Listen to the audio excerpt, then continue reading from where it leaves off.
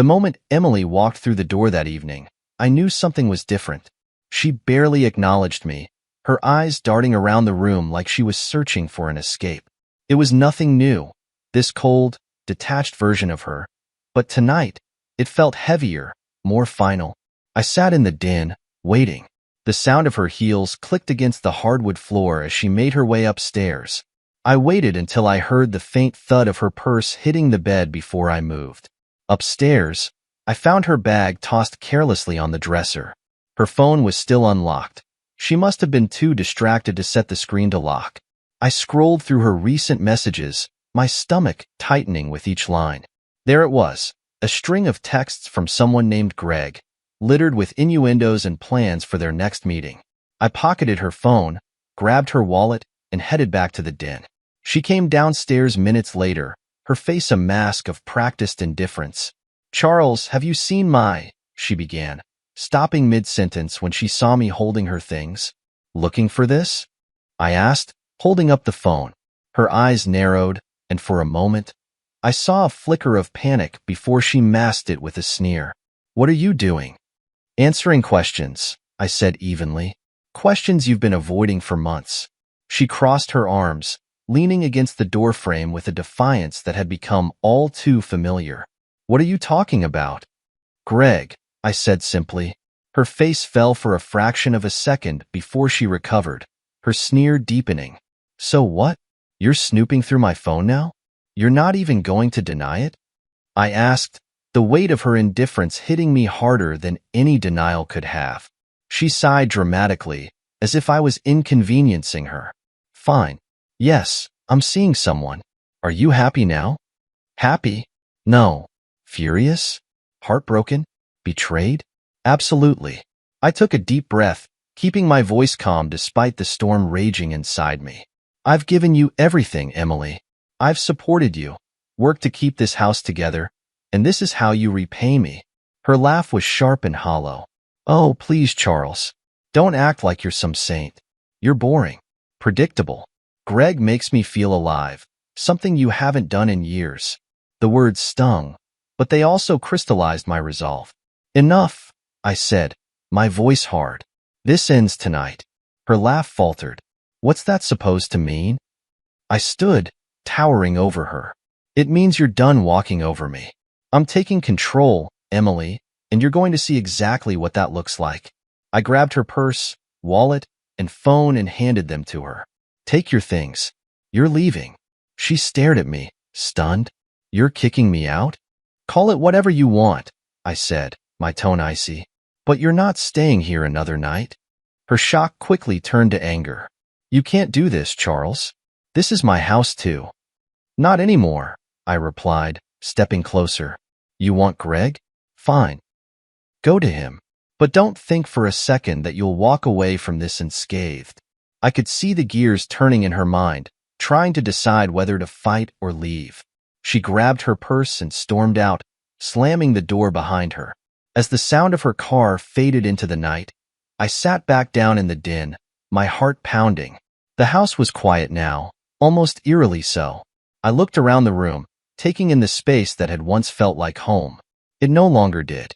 But for the first time in years, I felt a strange sense of clarity. This was the end of something, yes, but it was also the beginning of something new. The next morning, I woke to a house that felt foreign. The silence wasn't comforting. It was oppressive, like the calm before a storm. I spent most of the morning preparing myself, knowing Emily wouldn't just leave things as they were. She returned just after noon, walking into the house like she still owned it. Her expression was tight, her eyes flashing with anger as she threw her bag on the counter. "We need to talk," she said, her voice cold. I folded my arms, leaning against the back of the couch. "By all means." She didn't waste any time. "I've spoken to a lawyer." The words hung in the air like a threat, but I didn't flinch. "Good for you," I said evenly. Her eyes narrowed. "Don't play games with me, Charles. This isn't going to end the way you think it will." "Oh, I'm counting on it," I replied, my tone as calm as ever. She took a step closer, her posture stiff and confrontational. "Here's the deal. You can accept that I'm seeing Greg and let me live my life, or we can go through with a divorce that will leave you with nothing. Either way, you lose." I raised an eyebrow, genuinely impressed by her audacity. "You really think you hold all the cards, don't you?" "I know I do," she snapped. "The house, the money, everything. It's all tied up in my name. You can't win this, Charles." Her words were like gasoline on a fire. I straightened, stepping toward her until we were face to face. "You think you can waltz in here? Admit you've been cheating and threaten me with divorce?" I asked, my voice low but firm. "You don't know me as well as you think, Emily." She scoffed, crossing her arms. "What are you going to do? Cry about it? Beg me to come back? You're pathetic." I leaned closer, my gaze unwavering. "No, Emily. I'm going to show you exactly how wrong you are." Her confidence faltered for a moment, but she recovered quickly, her sneer returning. "This isn't a game, Charles. I'm giving you a chance to make this easy on yourself." "Easy?" I repeated, shaking my head. "There's nothing easy about watching the person you've loved and supported for years betray you. But don't worry, Emily. I'll make this as easy as you deserve." She opened her mouth to respond, but I raised a hand to stop her. "You want Greg? Fine. You can have him, but you'll have to leave this house to do it." She laughed bitterly. "You're not serious." "Try me," I said, my tone ice cold. For a moment, she stared at me, as if trying to decide whether I was bluffing. Then she rolled her eyes and grabbed her back. "This isn't over," she said, her voice dripping with venom. "No," I replied. "It's just beginning." As the door slammed behind her, I felt a strange sense of relief. Her ultimatum had failed, and now the game was on my terms. I spent the rest of the day preparing. I changed the locks, contacted my lawyer, and made sure every financial account tied to my name was secured. If Emily thought she could bully me into submission, she was in for a rude awakening. Later that evening, I called our daughter, Olivia. She was in college, far enough removed from the chaos to avoid getting caught in the middle, at least for now. "Hey, Dad," she said when she answered. "What's up?" "I need to tell you something," I said, my voice heavy. "Your mom and I, things aren't good right now." There was a pause on the other end. "What do you mean?" "She's been unfaithful," I said simply, "and now she's threatening divorce." Olivia sighed, the weight of the news hitting her. "I knew something was wrong," she admitted. "She's been so distant lately." "She might try to pull you into this," I warned. "Manipulate you into taking her side. I just want you to know the truth." "I'm on your side, Dad," Olivia said firmly. "Always." Her words were a comfort, a reminder that not everything in my life was falling apart. That night, as I sat alone in the house, I felt a sense of determination settle over me. Emily thought she could control me, but she underestimated one crucial thing. I wasn't the same man she had married. This wasn't about love or revenge anymore. It was about taking back my life and showing her that she couldn't break me. The next morning, the house felt colder than usual. Emily's absence didn't bother me as much as it might have a few weeks ago. The truth was, I had been living with her absence emotionally for months. Her body was here, but her heart had long since checked out. Now, it was my turn to detach, but not without ensuring I left no stone unturned. I walked into my home office and powered on the computer. On the screen, folders neatly labeled conversations, receipts, and evidence stared back at me. For weeks, I'd been collecting proof of Emily's manipulative behavior. Every argument we'd had, every time she twisted the narrative to make me feel like the villain, it was all there, neatly archived and ready to be used if necessary. I clicked on a file labeled Dining Room Confrontation. The recording started with my voice, calm but firm, as I questioned her about her late nights. Her responses were defensive, dismissive, and full of excuses. Toward the end of the recording, her frustration boiled over, and she said something I'd never forget. "You should be grateful I'm even still here. Do you know how many other men would kill to have me?"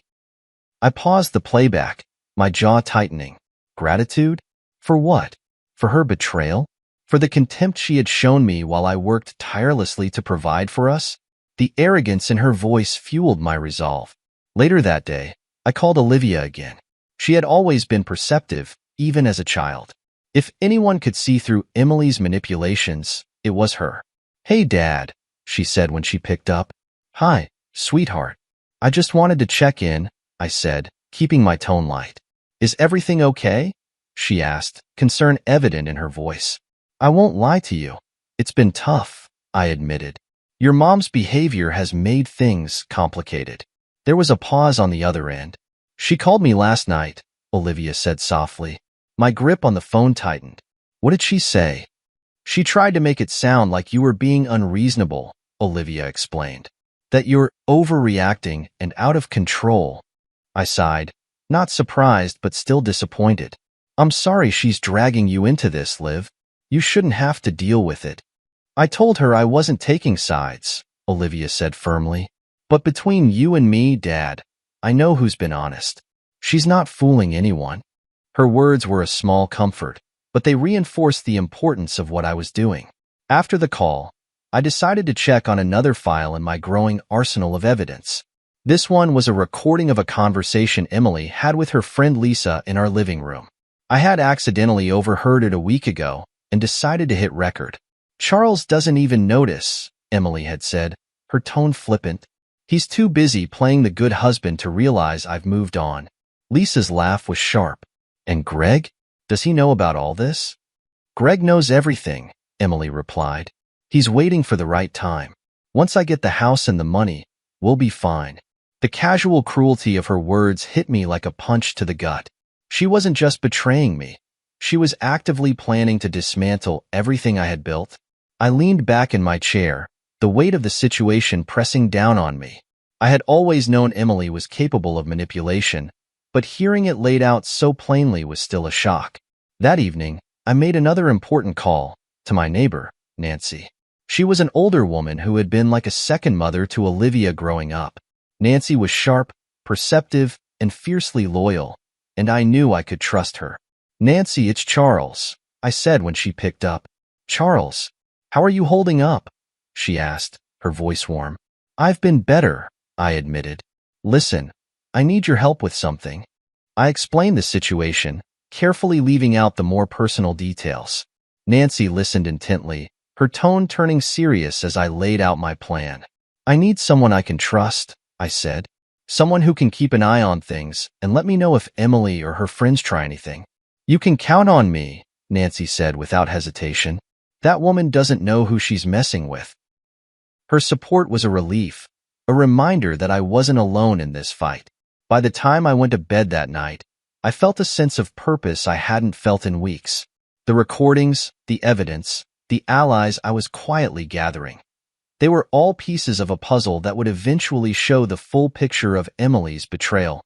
This wasn't just about protecting myself anymore.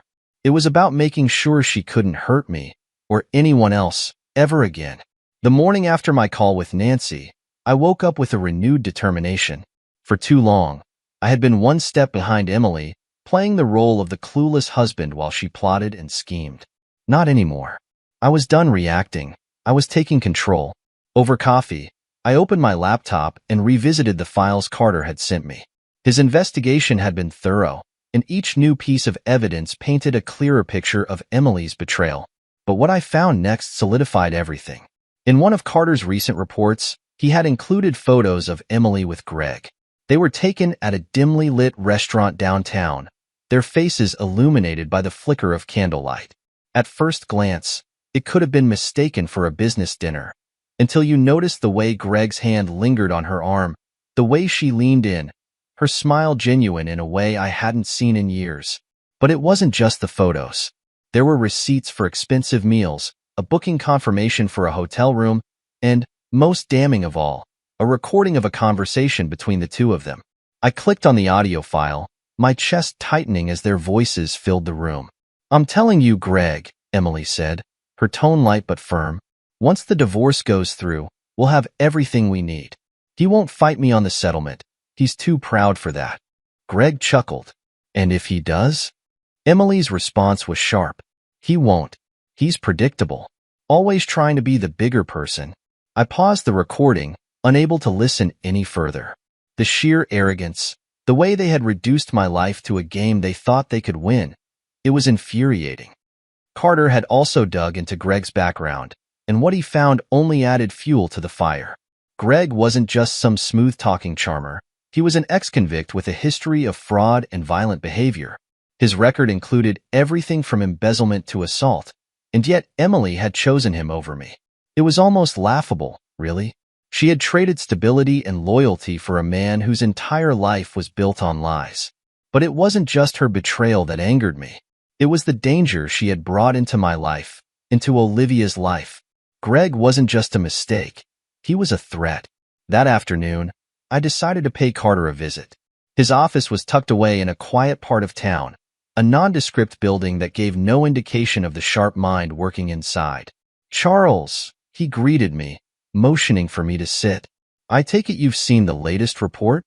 "I have," I said, my voice steady despite the turmoil inside me. "What else do you have on Greg?" Carter leaned back in his chair, pulling up a file on his computer. "He's slippery. I'll give him that. He changes addresses frequently, works under aliases, and has a knack for staying just ahead of the law. But his pattern is clear. He finds vulnerable women, convinces them to trust him, and then drains them dry." "Does Emily know who he really is?" I asked. Carter shrugged. "Hard to say. She might think she's in control, but based on everything we've seen, he's the one pulling the strings. My guess? He's using her for money and status." The thought was almost comforting in its irony. Emily, who had always prided herself on being smarter and more capable than everyone else, had been duped by a con artist. But there was no time for satisfaction. I had to act. When I returned home, I began mapping out my next steps.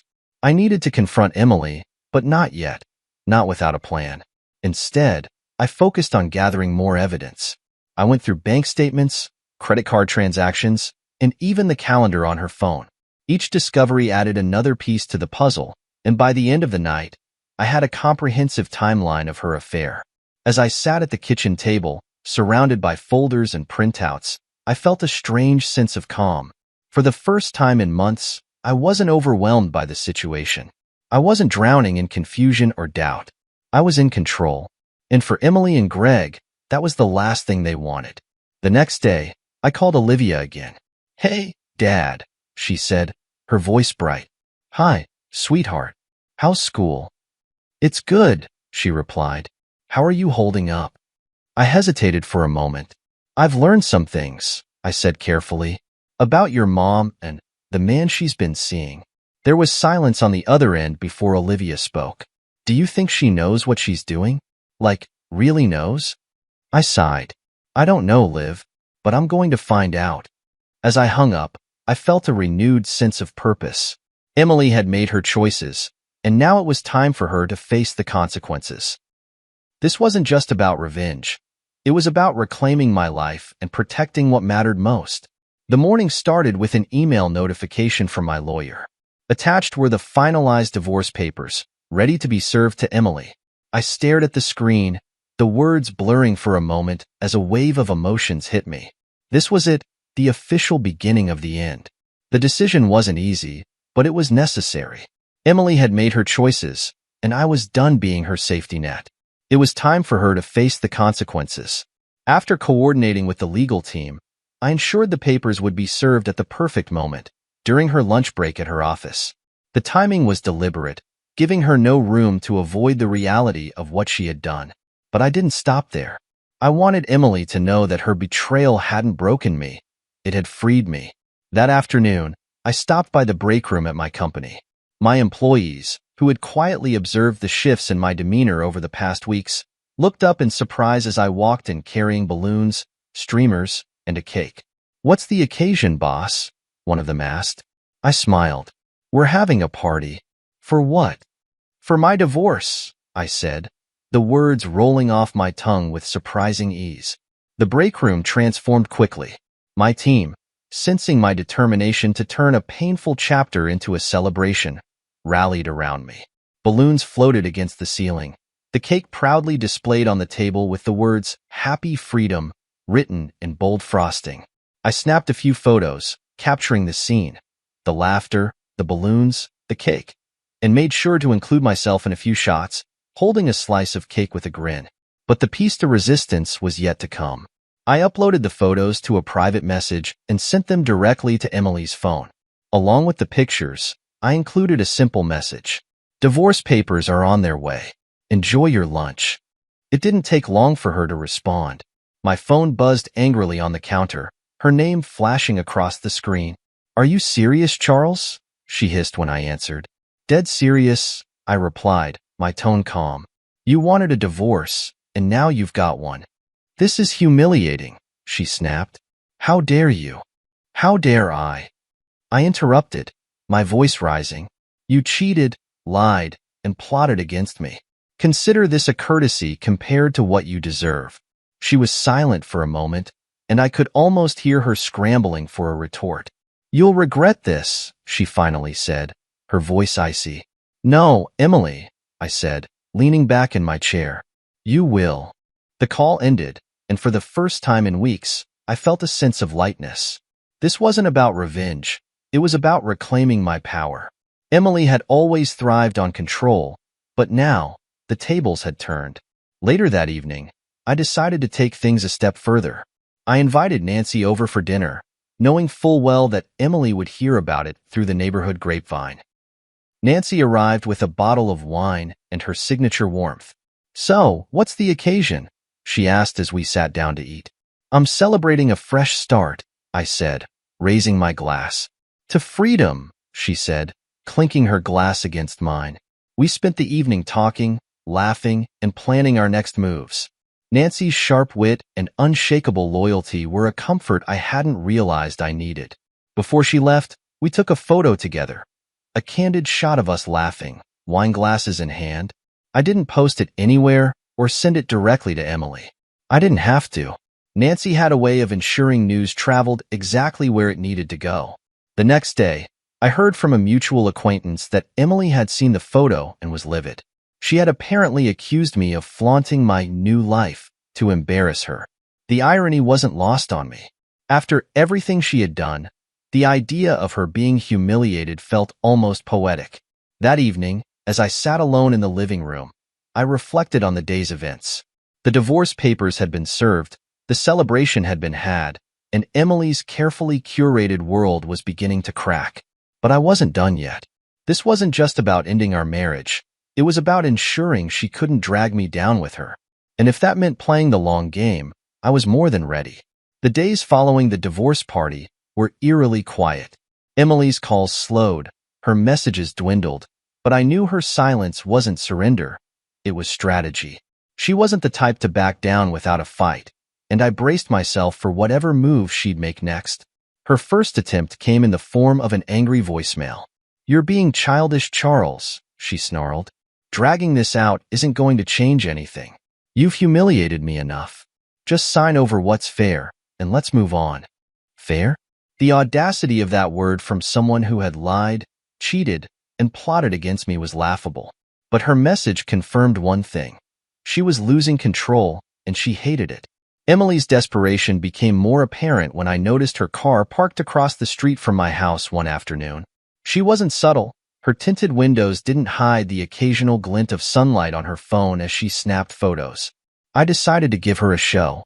Walking out to my driveway, I pulled out my phone and took a few deliberate shots of her car, making sure she saw me. Then I waved casually as if to say, "You're not as clever as you think." Moments later, her car sped off, tires screeching. That evening, as I reviewed the growing folder of evidence against her, I realized it was time to escalate. Emily's sense of entitlement had been her shield for too long, and it was time to strip it away. The first step was subtle but effective, sabotaging her car. Not in a way that would endanger her, of course. I wasn't that kind of man, but enough to inconvenience her. With Carter's advice, I ensured her car would mysteriously fail during her next outing. 2 days later, my plan unfolded perfectly. Emily called, her voice dripping with anger. My car broke down in the middle of traffic, she snapped. Sounds frustrating, I said calmly. Don't sounds frustrating me, Charles, she yelled. This is your fault. How could it possibly be my fault? I asked, feigning innocence. I don't know yet, but it is, she hissed before hanging up. I couldn't help but smile. But Emily wasn't done.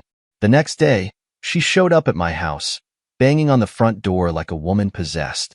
"Charles, open the door," she shouted. I stood in the living room, watching her through the security camera feed. She looked disheveled, her frustration boiling over. When I didn't respond, she grabbed a rock from the garden and hurled it through the front window. The sound of shattering glass echoed through the house, and I immediately dialed the police. When the officers arrived, Emily tried to spin the story in her favor. "He's been tormenting me," she cried. "I just wanted to talk, but he wouldn't answer." The officers weren't buying it. They took statements from both of us, and with the security footage as evidence, she was forced to back down. "Ma'am, we suggest you leave before this escalates further," one officer said firmly. She glared at me as they escorted her off the property, her defeat palpable. That evening, I reviewed the security footage and saved it to my growing collection of evidence. Emily's tantrum had played right into my hands, giving me yet another example of her erratic behavior. As I watched the video, my phone buzzed with a text from Carter. "Carter, heard about the window incident. She's unraveling.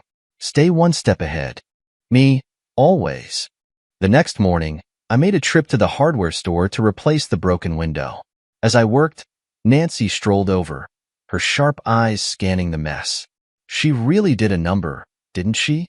Nancy remarked, shaking her head. "She's not handling things well," I replied dryly. Nancy chuckled. "That's putting it mildly. She's losing her grip, and everyone in the neighborhood knows it." Her words were a reminder that Emily's public persona was crumbling, and there was no coming back from it. By the end of the day, the house was back in order, and I felt a sense of calm settle over me. Emily's attempts to intimidate me had failed, and her desperation only made my position stronger. As I sat in the den that evening, sipping a glass of bourbon, I realized something important. For the first time in years, I was in control. Emily no longer dictated the terms of our relationship or my life. And I wasn't done yet. The aftermath of Emily's tantrum was short-lived, but I knew her silence wasn't an olive branch.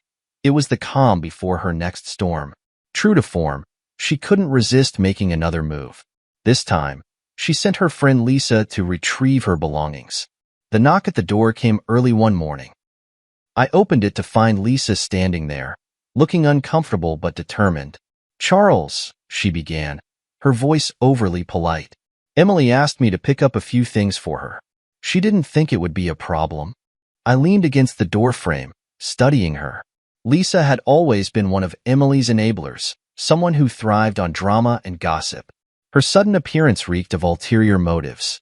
"Let me guess," I said. "She sent you to get her clothes and makeup, right?" Lisa nodded quickly. "Exactly. Just a few personal items." "Fine," I said, stepping aside. "But I'll be watching." I followed Lisa as she moved through the house, carefully packing Emily's things into a suitcase. She was thorough, too thorough. Every so often, she'd glance over her shoulder, as if checking to see if I was still watching. When she reached the den, her movements became more hurried. I noticed her lingering near a decorative box on the shelf, a box Emily used to keep spare cash. "Looking for something?" I asked, my voice calm but firm. Lisa jumped, spinning around to face me. "What? No. I was just admiring the decor." I crossed my arms. "You've been in this house a dozen times, Lisa. The decor hasn't changed. Now, let's see what's in that box." Reluctantly, Lisa handed me the box. Inside was a stack of cash, neatly arranged. Money Emily had squirreled away over the years, likely thinking I wouldn't notice. "Care to explain this?" I asked, holding up the cash. Lisa stammered, her face turning red. "I didn't know that was in there. I swear, Charles. I was just doing what Emily asked." "Of course you were," I said dryly. "And now you're going to tell me what else she's planning." Lisa's eyes widened. "I don't know what you mean." I stepped closer, lowering my voice. "Cut the act, Lisa. You think I don't know how this game works? Emily sends you in to grab the essentials, but you're also here to see what you can take back to her. Money, information, whatever she can use against me." Lisa hesitated, the guilt written all over her face. "I'm not asking you to betray your friend," I continued. "But if you're going to be part of this, You're going to tell me exactly what she's up to. Otherwise, I'll make sure your name is tied to everything she's done." The threat worked. Lisa sighed, glancing toward the door as if considering an escape. Finally, she spoke. "She's furious about the divorce," Lisa admitted. "She's convinced you're hiding money from her. She thinks she can use me to figure out where it is." I laughed, the sound bitter. "Of course she does. And what's her endgame? Does she think she can win me back? Or is she just trying to destroy everything on her way out?" Lisa shrugged. "Honestly, I think she wants both." Satisfied, I allowed Lisa to finish packing the suitcase. Before she left, I handed her the box of cash. "Give this to Emily," I said. "Tell her it's a gift, for old time's sake." Lisa stared at me, confused. "You're just giving it to her?" "It's not worth the trouble," I said. "Let her think she's won a small victory. It won't change anything." After Lisa left, I called Carter to update him. "She sent her friend to do her dirty work," I said, pacing the living room. "And?" Carter asked. "She's fishing for money," I explained. Lisa admitted as much. "Emily thinks I'm hiding assets, and she's trying to find leverage." Carter chuckled. "She's desperate. That's a good sign for you." "Maybe," I said, "but I'm not taking any chances." That evening, I moved all sensitive documents and valuables to a secure location. If Emily wanted to play games, she'd find herself chasing shadows. The next day, I received a text from Lisa. "Lisa, she's livid. Wants to know why you gave her the cash so easily." Me, let her wonder. Lisa didn't respond, but I knew the message would get back to Emily. The more confused and frustrated she became, the easier it would be to stay one step ahead. By the end of the week, the house felt quieter again. Emily's plans were unraveling, and her desperation was becoming more apparent. But I knew this wasn't the end. Emily wasn't the type to give up easily, and I wasn't the type to back down. This wasn't just about winning. It was about making sure she could never manipulate me again. Emily's next move was as predictable as it was bold. A text came through late one evening, its tone teetering between anger and desperation. "Emily, we need to talk. Now." I didn't respond. I'd spent weeks playing on her terms, and I wasn't about to shift the balance of power back into her hands. Instead, I prepared myself for the inevitable. The following morning, just as I expected, there was a knock at the door. When I opened it, Emily stood there, her posture rigid and her eyes blazing with determination. "We're doing this," she said, pushing past me into the house.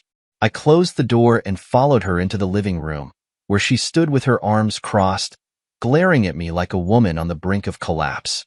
"You've made your point, Charles," she began, "but this childish game of yours has gone on long enough." I leaned against the wall, crossing my arms. "Game? Is that what you think this is?" "Yes," she snapped. "You're trying to humiliate me, and for what? To prove you're better than me? Congratulations, you've succeeded. Now, give me what I deserve, and let's move on." Her entitlement was staggering. "What you deserve?" I repeated, my voice calm but sharp. "Let's talk about that, Emily. What exactly do you think you deserve?" She stepped forward, jabbing a finger in my direction. "Half of everything, Charles. Half the house, half the money. I sacrificed years of my life for this marriage, and I won't walk away with nothing." I laughed, the sound cold and bitter. "Sacrificed? You call lying, cheating, and plotting against me a sacrifice? You gave up nothing, Emily. You took and took until there was nothing left to give." Her face flushed with anger. "You don't understand." "No," I interrupted, my voice rising. "You don't understand. I know about Greg. I know about the money you tried to siphon off. I know about every single lie you've told, and I've got the proof to back it up." Her eyes widened, and for a moment, she looked genuinely afraid. But then her expression hardened, and she tried to regain control. "So what?" she said, shrugging. "You think that's going to scare me? You're not the only one who can play dirty, Charles." "Oh, I'm counting on it," I replied. "Because the more desperate you get, the easier it is to show everyone exactly who you are." I walked over to the coffee table, where I had laid out a folder filled with evidence, bank statements, screenshots of texts, and even photos Carter had taken. I tossed it onto the table in front of her. Go ahead, take a look, I said. That's just the beginning. She hesitated before flipping through the papers, her expression shifting from anger to disbelief. You've been spying on me? She asked, her voice trembling. Spying? No, Emily. I've been protecting myself. Big difference.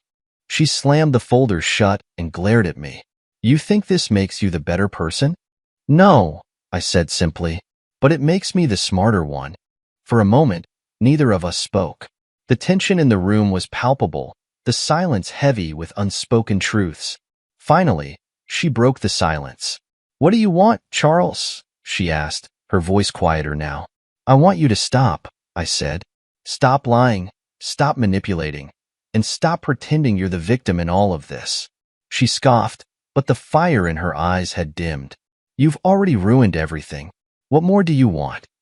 I want my life back, I said firmly, and I'm taking it, whether you like it or not. She stared at me for a long moment, her expression unreadable. Then, without another word, she grabbed her purse and stormed out of the house. As the door slammed shut behind her, I let out a breath I hadn't realized I was holding. The confrontation had been intense, but it had also been necessary. Emily now knew the extent of what I had on her, and the balance of power had shifted firmly in my favor. Later that evening, I called Carter to update him. She knows, I said. And how did she take it? He asked. Not well, I replied. But I think she finally understands that she's not in control anymore. Good, Carter said. Now, let's make sure it stays that way. That night, as I sat in the quiet of the house, I felt a strange sense of peace. The battle wasn't over, but for the first time, I felt like I was truly in control. Emily could plot and scheme all she wanted, but I was no longer the man she thought she could manipulate. And I wasn't going to stop until she realized just how much she had underestimated me. The following week passed in uneasy silence. Emily's absence should have felt like a relief, but it was more like the eye of a storm, a calm that masked the chaos brewing just beyond the horizon. She wasn't one to admit defeat easily, and I knew her next move was coming. What I didn't know was how far she would go. It started with a phone call. Charles, Carter's voice came through, tense and clipped. You're not going to believe this. I've got intel that Emily's been meeting with Greg. They're planning something. What kind of something? I asked, gripping the phone tightly. It's vague, Carter admitted. But from what I've pieced together, it sounds like they're desperate. Greg's talking about taking back what he thinks you owe them. That night, I double-checked the locks, reviewed the security footage from the cameras I'd installed, and made sure my phone was fully charged. Paranoia crept in, but it wasn't baseless. Emily's behavior, combined with Greg's reputation for violence, made it clear they were capable of anything. 2 days later, my worst fears were confirmed. I had just returned from a meeting when I noticed something off. The front door was slightly ajar, the deadbolt hanging uselessly from the frame. My stomach dropped as I stepped inside, my senses on high alert. The living room was a mess. Furniture was overturned, drawers pulled out, and papers scattered across the floor. I heard faint rustling from upstairs and instinctively reached for the baseball bat I kept by the entryway. As I crept up the stairs, my pulse pounded in my ears. The rustling grew louder, and then I heard voices, Emily's and Greg's, arguing in hushed tones. We don't have time for this, Emily hissed. Just grab it and go, Greg shot back. I stepped into the hallway, the bat gripped tightly in my hands. Looking for something? I asked, my voice steady despite the adrenaline surging through me. They froze, turning to face me. Emily's face was a mix of shock and guilt, while Greg's twisted into a sneer. Charles, Emily began, her tone saccharine. This isn't what it looks like. It looks like breaking and entering, I said coldly, and you've left quite the mess. Greg took a step forward, his posture aggressive. Back off, old man. This doesn't concern you. I raised the bat, leveling it at him. You're in my house, Greg. Everything in here concerns me.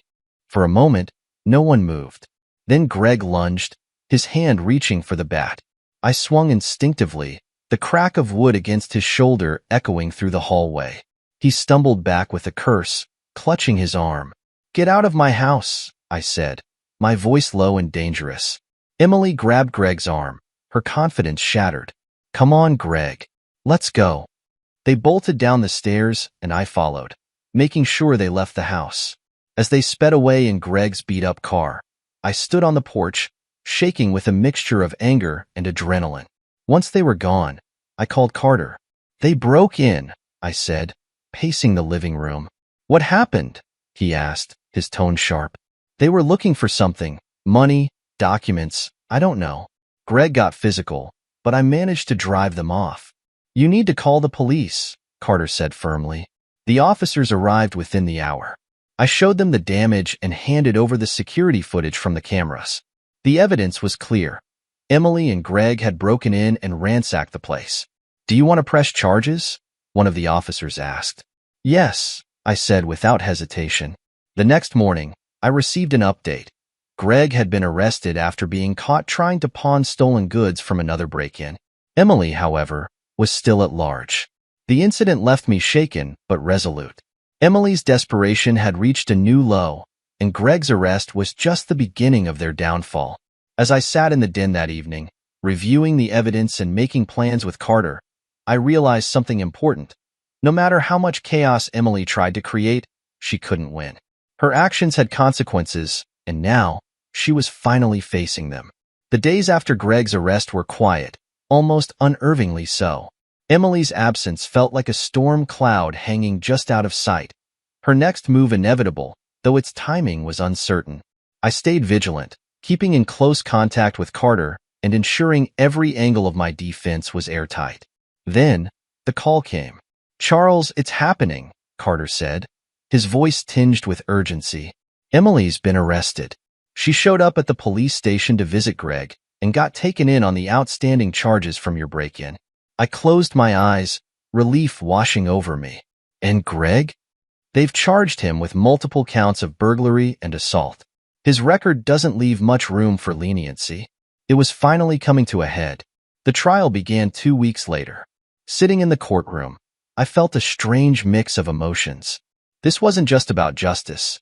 It was about closure, about standing face to face with the people who had tried to destroy me and reclaiming my sense of peace. Emily sat at the defense table, her once confident demeanor replaced by a pale, tense expression. Greg, seated beside her, looked every bit the smug criminal he was, but even he couldn't hide the flickers of anxiety that crossed his face as the proceedings began. The prosecution wasted no time laying out the evidence. They detailed the break-in, presented the security footage, and played the recordings I had provided. I took the stand, recounting everything. Emily's betrayal, the theft, the break-in, and Greg's attack. My testimony was clear, concise, and damning. When the defense tried to paint me as vindictive, Carter's preparation paid off. He countered every argument with facts, leaving no room for doubt. The turning point came when the prosecution introduced Greg's criminal history. His violent past and string of fraud charges painted a picture of a man who had manipulated and used Emily for his own gain. The jury's expressions shifted as the evidence piled up. What had initially seemed like a domestic dispute was now a calculated series of actions by two people who had underestimated their target. Finally, Emily was called to the stand. She looked fragile, her confidence eroded by weeks of scrutiny. Her lawyer had coached her well, but even they couldn't shield her from the truth. Mrs. Reed, the prosecutor began. Why did you and Mr. Larson enter Mr. Reed's home without permission? Emily hesitated, her gaze flickering to Greg. We were trying to retrieve some of my belongings. And you thought breaking in was the appropriate way to do that? She faltered. I wasn't thinking clearly. The prosecutor pressed on, cornering her with evidence and testimony until she broke. Yes, she finally snapped, tears streaming down her face. I made mistakes. I trusted the wrong person, and now I'm paying for it. Her admission was as much a confession as it was an attempt to shift blame onto Greg. But it didn't matter. The damage was done. When Greg took the stand, his arrogance was his downfall. His dismissive attitude and half-hearted denials only solidified the jury's perception of him as a manipulative criminal. The verdict came swiftly. Greg was found guilty on all charges and sentenced to several years in prison. Emily, while receiving a lighter sentence, was ordered to pay restitution for the damage caused during the break-in and was left with a criminal record that would follow her for years. As the judge delivered the sentences, I felt a sense of closure I hadn't thought possible. Outside the courtroom, Emily approached me, her face etched with desperation. "Charles," she said quietly, her voice trembling, "I'm sorry. I didn't mean for it to go this far." I looked at her, the woman I had once loved, now a stranger cloaked in regret. "I don't believe you," I said simply, "and even if I did, it wouldn't change anything." Her tears fell freely, but I turned and walked away, leaving her to face the consequences of her choices. The days following the trial were a blur of relief and rebuilding. I finalized the divorce, ensuring that Emily had no claim to my assets. Carter and I celebrated the victory with a quiet toast, his sharp mind and unwavering support having been instrumental in bringing everything to light. I moved into a new house, one that was free of the memories and ghosts of the past. The clean slate felt like a rebirth, a chance to redefine my life on my terms. One evening, as I stood on the porch of my new home, watching the sunset, Olivia called. "Dad," she said, her voice warm and steady, "I'm proud of you." Her words were a balm to wounds I hadn't realized still lingered. "Thanks, sweetheart," I said. "I couldn't have done it without you." We talked for hours, laughter and hope weaving through the conversation. For the first time in a long time, I felt at peace. The battle was over, and though it had left scars, it had also given me strength. Emily's betrayal had been painful, but it had also been the catalyst for my transformation. As the sun dipped below the horizon, I raised a glass to the future, a future filled with freedom, resilience, and the quiet satisfaction of knowing I had emerged victorious.